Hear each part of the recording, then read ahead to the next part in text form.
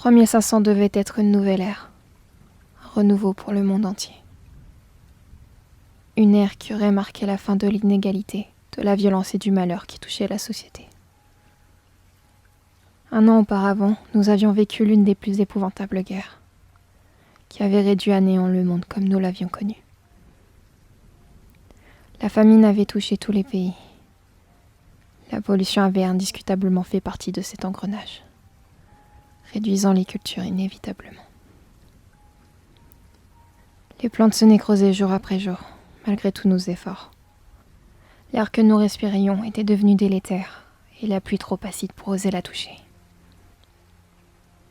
Les corps tombaient d'infection un à un, sans que nous ne puissions réagir. C'étaient les mots de mon grand-père. Je me souviens de toutes ces histoires qu'il me contait, décrivant le monde tel qu'il avait été à son époque. Tout au long du paysage s'étendaient de gigantesques champs pour la plupart desséchés. La lumière du soleil était cachée par d'innombrables nuages cendrés infranchissables. Une violente chaleur caressait les moindres recoins, se faufilant par les portes et les fenêtres de chaque maison. L'eau charbonneuse dansait au contact des galets, tandis que le bétail s'écroulait, la peau épousant soigneusement leurs côtes. Les arbres s'effondraient un à un, et les champignons pourrissaient à leurs pieds. Pour les plus chanceux, quelques brins verdoyants poussaient encore. Pour d'autres, seuls les vestiges d'un ancien monde perduraient à travers les peintures de leurs aïeux. Le monde avait changé, et les hommes disparaissaient avec lui. Après un certain temps, la science avait permis la stabilité d'un monde agonisant. Néanmoins, les quelques brins d'herbe qu'il restait avaient été dérobés de force aux paysans, dupliqués synthétiquement et stockés dans d'immenses salles pour être cultivés dans des serres.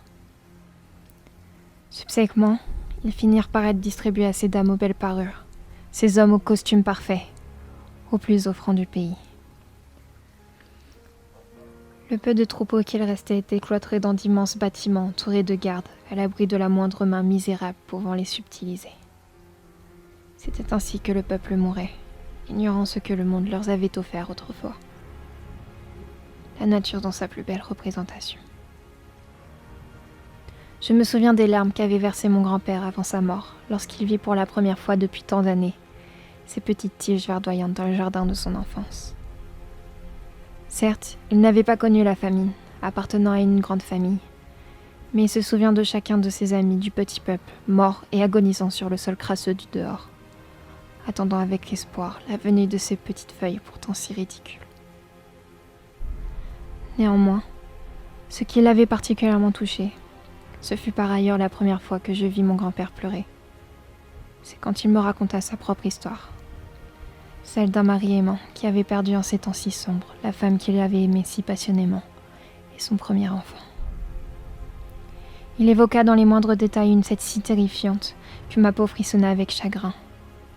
Mot pour mot, il me dit « Ils étaient là, devant moi, blottis l'un contre l'autre, avec leurs visages pâles et leurs lèvres violacées, le regard perdu dans les abîmes.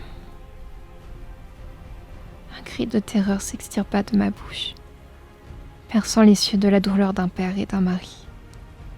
Je les pris entre mes bras, suffocant, les suppliant d'un dernier souffle de revenir. D'un sanglant inconsolable, je pris mon enfant dans mes bras et effleurai son doux visage pétrifié par la froideur, sans un mot. Je restai pendant plusieurs heures assis à leur côté, impassible à la vie. Lorsque je décidai enfin de me lever, j'embrassai une dernière fois ma femme sur le front, la main dans la sienne, avant de les enterrer loin des hommes, au premier rayon du soleil. Le monde avait été ainsi, il y a un temps. Par ailleurs, mon grand-père ne pardonna jamais à sa mère d'avoir chassé sa femme et son enfant, et de l'avoir maintenu captif pendant si longtemps. La tristesse l'affligea lorsqu'elle excusa ses gestes qu'à travers des paroles inhumaines et insensées, telles qu'une femme du petit peuple et sa descendance ne pourraient jamais être des siens. Mon grand-père ne comprit qu'au jour de sa mort que ce qui avait poussé sa mère à rejeter sa femme et son enfant était le reflet de la misère qu'elle percevait en eux, Cette incessante peur de mourir que ressentait chaque homme. La peur que tout s'écroule autour d'elle sans pouvoir rien faire. Il me conta pendant longtemps toutes les peines et tout le bonheur que son cœur avait enduré. Il me parla de son jeune ami tué pour avoir volé un bout de viande dans la maison de son maître, se livrant tel à un esclave pour une bouchée qu'il n'eut jamais. Il me parla de son père au regard inquiet, voyant un monde dévasté, du regard sévère de sa mère, envahie par la peur. Mais aussi celui de cette petite fille du petit peuple, qu'il vit pour la première fois, pataugeant dans la boue, les yeux larmoyants. C'est en apercevant le corps inanimé d'une femme à ses côtés qu'il comprit qu'elle ne survivrait pas. Il la prit alors avec lui et l'accueillit dans sa vie comme son propre enfant. Il était pour ma mère un père, et pourtant, il n'était qu'un étranger qui était entré dans sa vie. Quelque temps plus tard, mon grand-père s'était remarié avec une femme extraordinaire, qui avait accepté son passé, et ma mère. Les années passèrent et la vie avait repris son cours. Pendant plusieurs années, un grand silence se fit sur cette triste période. Puis on entendit cette histoire génération après génération. La justice avait été rendue. Les cœurs étaient partiellement soulagés de tous ces malheurs. Cette même année, je vis pour la dernière fois mon grand-père s'endormir sous les rayons du soleil, illuminant la verdoyante nature qui avait repris ses droits. Une larme glissa sur la joue de ma mère quand elle lui fit un dernier baiser sur le front. C'était une histoire qui se terminait enfin.